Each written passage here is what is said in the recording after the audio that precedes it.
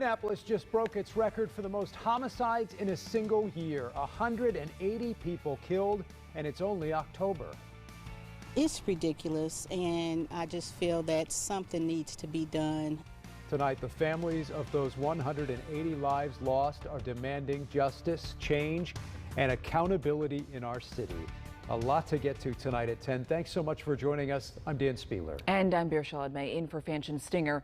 Now, last night, police found 22-year-old Daniel Baxter shot to death in a car at 30th and Keystone. And we've also learned investigators just ruled the death of 11-year-old Jeremiah Vincent a homicide as well. It was being investigated initially as a fire.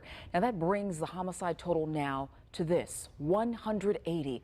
That's 180 families who are grieving in Indianapolis who want answers. On February 5th, 4 young people were murdered in an apartment on the city's northeast side, all of them under the age of 22. And now their families are waiting for their suspected killers to face trial. Fox 59's Courtney Crown spoke with 2 of the victims' moms tonight. So, Courtney, we know so many people are frustrated by these numbers. Absolutely, Beershel, and they feel the community has a responsibility to come together and that one group doesn't shoulder the total crime issue. Still, the public should know what solutions elected officials bring to the table.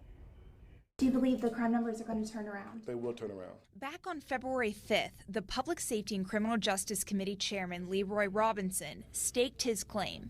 Violence in Indy would turn around under his leadership with the help of fellow counselors. On that day, 20 people had been killed in 2020 so far. Now, that number sits at 180 people. I've requested nearly 24 interviews with Robinson or City County Council President Vop Osley. Aside from written statements, they have not answered any questions. Mayor Joe Hogsett responded today. What we intend to do is continue to double down on expanding our officers into community-based, beat-oriented policing. So that they get to know the neighborhoods. A pair of mothers who suffered tragic losses due to gun violence believe the solutions lie closer to home. We need to come together as a community. We can't blame the police. We cannot blame the mayor, the governor, or anybody else. It starts with us helping our own. Kendra Ford and Kimberly Roberts' sons were killed in a quad murder on February 5th.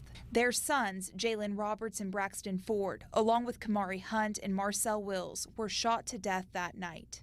Their question: where are all the guns coming from, and how are children getting them? It's almost as if like they're not afraid to die or they're not afraid to kill. We need to find out, why are they so angry? Of the 180 homicides to date in 2020, at least 54 are young people 22 years old and younger. My heart is hurting so bad, not just for our children, but for all the young people who have lost their lives. These mothers tonight saying to those considering killing someone, specifically the young people, please reconsider. Here you are with a 300-year sentence.